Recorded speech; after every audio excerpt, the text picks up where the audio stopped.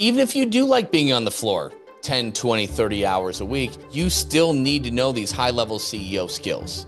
Yeah, you do. Absolutely. Mistakes can be made that can tear your business from you. And I have seen it time and time again. When you start your business, you realize I need to hire employees. No one tells you how to do that. You need to be able to understand, the type of employee you need to be hiring. Step one. Welcome to the Profit Lifestyle for Fitness Entrepreneurs podcast. My name is Scott Carpenter.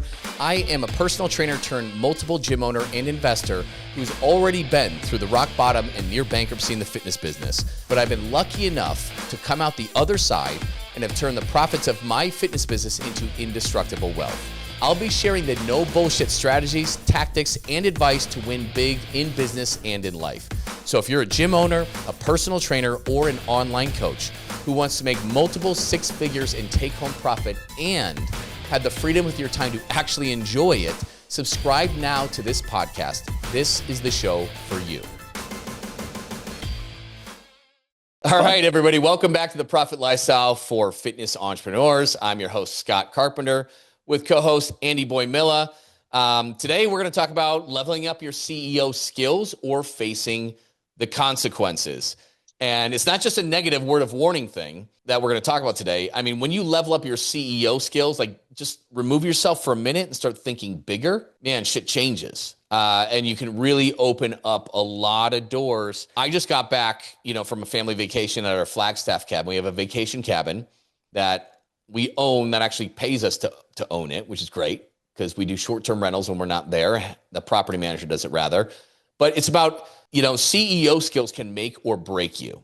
I've seen amazing business owners, very profitable businesses crumble because they made a couple key mistakes as a CEO. And it wasn't out of negligence. It was just ignorance. They didn't know these things and it sunk their businesses. I'll give you a couple examples of it in a minute. But on the other side, when you really level up your game as a CEO and you learn these higher level skills, you can unlock a lifestyle that's just insane. Andy, you're on vacation right now, right? Currently on vacation on Cape Cod, where we're going to be for 2 weeks. And this is my wife and I, our fifth little trip this year. And we're only in the beginning of July. So I can't keep track of where you've been so far this year. Bahamas is that upcoming or was that just past? No, so we were in Jamaica, then we were in Mexico, Florida twice, one for family, one for Disney, and now here, and then we're gonna be probably in Aruba in October. Yeah, I think to take my niece on for her 16th birthday. But the whole point is that so many of us, when we open up our businesses, are in this kind of just like operator mindset where it's like, I'm just going to coach classes, right? Literally just got off a call, Monday with a gym owner who's owned her gym for 5 years, been in the business for 20 something years, 19 years.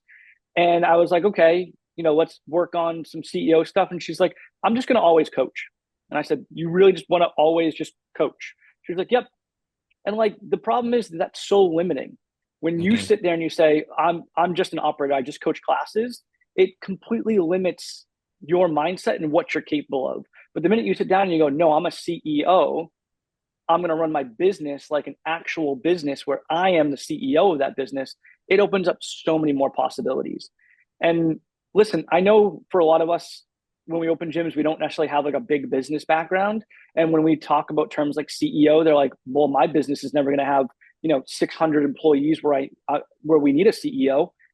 It's just a mindset shift. Being a CEO doesn't mean you need a company of 600 people. It can be a company of one. It can be a company of three. It can be a company of 600 people. But what it is a mindset shift where you start looking at yourself like owning and operating a business, not just a job. And that, I think, is the biggest change, or at least it was for me. Yeah. Yeah. And even if you do like being on the floor 10, 20, 30 hours a week, you still need to know these high-level CEO skills. Yeah, you do. Absolutely. Mistakes can be made that can tear your business from you. And I have seen it time and time again. I've know a gym owner who's incredibly successful, great cash flowing business, but he made some mistakes back with the COVID emergency loans, the EIDL loans. Mm-hmm. And, he took out some big ones, didn't really know what to do, this and that and the other. And it's hundreds of thousands of dollars that's sucking tons in debt. Now, that's a very efficient loan, though. It's a 30-year loan. Right. But what gets people into trouble, too, is when they get into trouble, quite often they'll get the MCAs, the merchant cash advances, that Stripe or PayPal will offer you. Or sometimes just these business lenders that keep contacting you, or you find, right? You get the emails from. A lot of those things are very predatory. Mm-hmm. And because you don't know where else to get the money or how to create it quickly or how to play a credit card or banking or shifting game, or you haven't established the lines of credit in your business to keep you afloat, because, hey, shit happens. Sometimes you need emergency cash. But if you take one of those predatory ones, the repayment, it's so expensive. That's one thing. But the repayment period is so quick that you get sucked in this vortex, and it's paying back so much that it crushes your cash flow and sends you in a downward spiral. And I've seen businesses die just from that. Now, thankfully, a lot of times I'll help people get out of that, right? If I catch it early enough, and okay, we need to do X, Y, and Z on the back end to sort that, but it can kill a business. And man, another heartbreaking one, and then we'll get into some good stuff, but like another heartbreaking one is one who just wasn't very well versed in taxes, paying taxes. And he was really successful. He was one of the rare ones who's really done it without systems. Right. And so it just worked. And then, but he did it so much where, like, at a challenge, he gave away a car, like Oprah, you know what I mean? But doesn't realize you have to pay taxes on that car that you give away. Yep. Which Nothing sounds in crazy. life is free. Yeah. Which sounds crazy. You have to pay a gift tax as well, right? Like, if you don't dot your I's and cross your T's. And so, the government, after years of doing this, he got audited, and the government came after him to the tune of, I want to say it was over $1 million. I could be wrong, could be just under $1 million. But in Canada, it's worse with taxes. We've helped out a couple people who Canada will just seize your bank accounts pretty quickly. Yeah. It's nuts. But you can make balance sheet mistakes that can kill you. You can make staffing mistakes that can kill you, and leadership mistakes that can kill you, as I've almost died from that. Leadership, that's the thing, is like, no one, when you start your business, you realize I need to hire employees. No one tells you how to do that, right? Like, you need to be able to understand the type of employee you need to be hiring. Step one, right? Like, in certain instances, you can hire someone as a 1099 contractor. In other instances, you can't.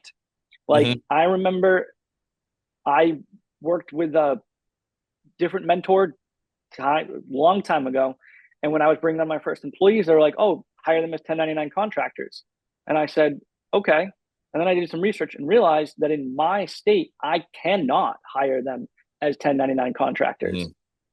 But I would have been completely crushed for taxes. And I would have been hit so hard if I had brought them on as 1099 and then got audited.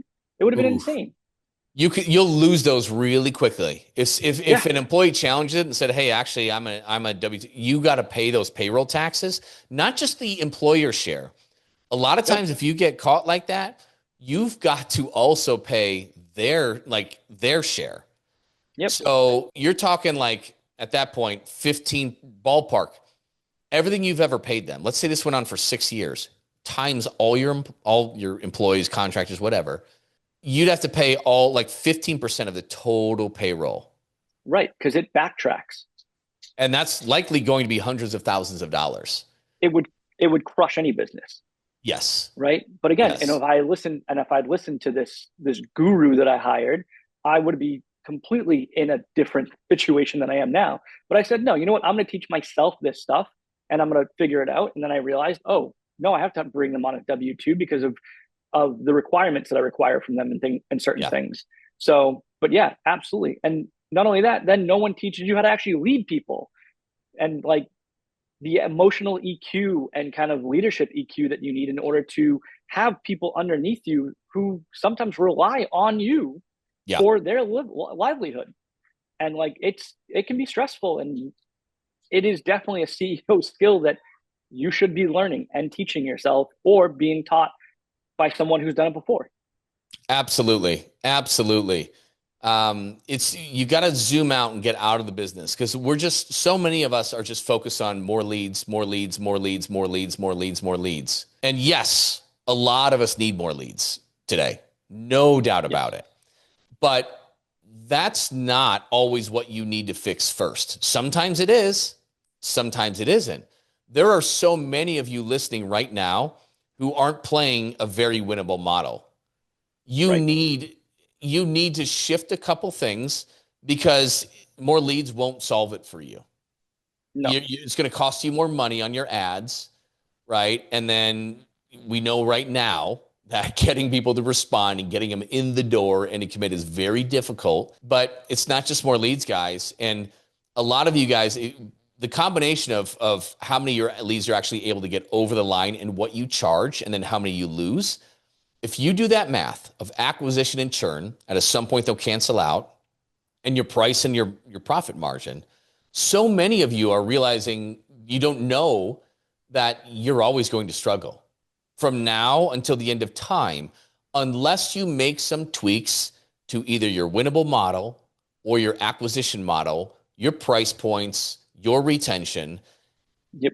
And unless you've got really that CEO lens to zoom out and look at all that, know how to analyze and pick what is that bottleneck you have to solve right now, and what's the easiest, least resistance to solve that, and then you go on to what's my next bottleneck. If you don't have that CEO insight and have all these micro, macro, meta skills to be able to look and analyze and do that, you're going to be stuck and struggling until the end of time. Yeah, I mean, we just shot a podcast and released it a couple of weeks ago on whether or not your business mathematically makes sense. If you guys haven't listened to that one, definitely go back. And if you ever have questions about that, reach out to us. Happy to do like a little deep dive and see whether or not your business actually does mathematically make sense. Mm-hmm. And it's having profit predictors and projections. And those are the CEO skills that, along with a vision, there are so many gym owners that I talk to, and I'm like, okay, so what's the 3-year plan here? Like, where do you want to be in 3 years? And they're like, I have no idea, because they're so busy with their head down in the business that they don't have that 10,000-foot view looking at the business and looking at what's ahead. And that is a CEO skill that you definitely should be developing. Definitely. And this is where it gets a lot more complicated. That's where it's higher level CEO stuff. It's like, cool. No, my business is humming along. It's working great. I'm making good profit. I'm buying myself out of certain roles I don't want to do. And that's great. And when you're right there, it's a great feeling. But that feeling goes, because then you're always like, well, what's next? And this is where sometimes we just stay because we don't have the answers. We just stay and we're unhappy and unsatisfied. And then sometimes we decide to grow, but growing from one location to multiple locations successfully. There are so many pitfalls. Ask me how I know. There are so many pitfalls in that you can sink your business when you try to grow. And I see most gym owners, when they go from one location to 2 or 3, a lot of times I see them go back to 1 and shrink down, because, man, that is riddled with landmines. Yep. And so you're right. You need a bigger vision at some point if you're doing well. Because as entrepreneurs, we have this one thing, and it's like, hey, I had this burning desire to reach my potential. And sometimes we just get to the point like, I'm just not reaching my potential, and it doesn't feel good. Always feeling like that. Always. And you should to some degree. But if because that's how you grow. Yeah, it's how you grow. And if you don't know what's next or how to get there, those are skills you need to develop. You need to talk to people who have done that and been there and are going there, and surround yourself with those kind of people. Absolutely.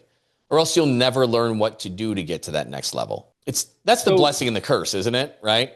It really is. And I think really what we're just trying to say, everyone, is like, once in a while, pick your head up and see, are you actually acting like a CEO, right? Or are you just acting like someone who bought themselves a job where you're coaching all day, every day, and not actually focused on the business whatsoever?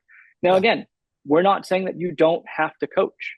If you want to coach, coach as much as you want. If you want it to be 3 hours a week, it's 3 hours. If you want it to be 30 hours a week, coach 30 hours a week. It's whatever you want. But at the same point, act like a CEO. treat yourself like a CEO and have that mindset on, I'm going to run the best business that I can possibly run that fulfills me. And if that's coaching, great. If it's not, and it's going on vacation, do that. But if you don't shift your mindset from just being like, I'm just going to do my day-to-day operations, my day-to-day actions, and start looking ahead and start, thinking like a CEO, then nothing's ever going to change. And that's really what it comes down to. Yep. That's why, the first step, we just got to get out of the more leads thing all the time. And yeah, a lot of our time does need to be spent on leads. It does, right? And sometimes we're guilty of spending too little time, but it's not just that. You need a winnable model. Then you got to worry about leads and getting butts in the seats. You have to worry about world-class retention, hiring your dream team, right? To get you start getting leverage, who implements simple systems. And you need to constantly level up your CEO skills. So either you keep evolving or you prevent from making catastrophic mistakes that you'd never see that can sink your business. Exactly. Those 6 things. Now, it seems simple when we lay it out like that, but there are multiple steps within each of those. And that's the thing. That's one of the things we really do well with the gym owners that we work with, is taking those things and then breaking them down for each of those gym owners. So we create simple, actionable steps that someone can use to move their business forward. Yeah. Yep. In fact, we're kind of creating an audit that out of those 6 areas, on a scale of 1 to 5, right? Or 10. I don't know. We haven't chosen yet. But I like 1 to 4, but that's me, because I'm weird. So we'll say on a 1 to 5. That's close enough, right? Where are you at in each of those categories? And then we take a look, okay, what's the most important thing to tackle right now? And where can we make the biggest moves? Where's the biggest opportunity? Exactly. And then we move on to the next. And just, the idea is week after week, month after month, you get this one step closer to your dream business. Yep. Your dream business, not our idea, right? It's the money you want to make and the time you want to spend and where. Yep. So you can live the lifestyle that you want. And that should grow and evolve over time, most likely, right? As you learn bigger skills and you can see you've got a higher potential. But that's really up to you. You got to build the business how you want it, not how we want it for you. So, that audit, we're going to have it ready for you guys soon too. But if anybody wants to get on have it sent to you, but if you want us to send the free audit to you so you can see where you're at on these 6 different categories and see what you need to do first, email info@theprofitlifestyle.com. info@theprofitlifestyle.com. By the time you're listening to this, more than likely it'll be ready or just days away. And we'll send it to you so you can kind of evaluate where you are and what your next steps would be as well. So that's it, guys. If you haven't taken time to sit down with a blank sheet of paper and as a CEO and write out where you want to be in 3 to 5 years with your business and your lifestyle, do that. That's really your homework. You can do it in 5 minutes. It doesn't have to be crazy. I'm going to set aside an hour and a half kind of thing. Just, you do it right now. Close your eyes, take a deep breath in and out, and jot out how you want your life to look in 3 to 5 years. Because nobody else is going to do that for you. And you're the author of your own story. So there's nobody that's going to write your own book other than you. So you might figure out where you want the story to go. Take a few minutes. So that's it, guys. And share it with us. Man, I'd love to get an email with that. That would be insane. So that's all we got for you today. Anything else, Andy? Thanks, everyone. No, that's it. Just, shift the mindset. Stop thinking like a coach. Start thinking like a CEO. And you'll be amazed at the types of differences you can make in your business. Absolutely. All right, guys. Thanks a lot. Like, subscribe, share this with somebody who needs to hear it. Thank you so much. We'll see you next week. Listen, if you're stuck and could use some advice in your business, whether you're just starting out, a veteran in the business, or expanding online or into multiple locations, you can hop on a free call with us to pick our brains at ptlegends.com/one-on-one call. You can see that in the show notes. That is with numbers. Chances are we'll be able to help you get some clarity on what you need to do specifically in your business to get to the next level. It's not a sales call.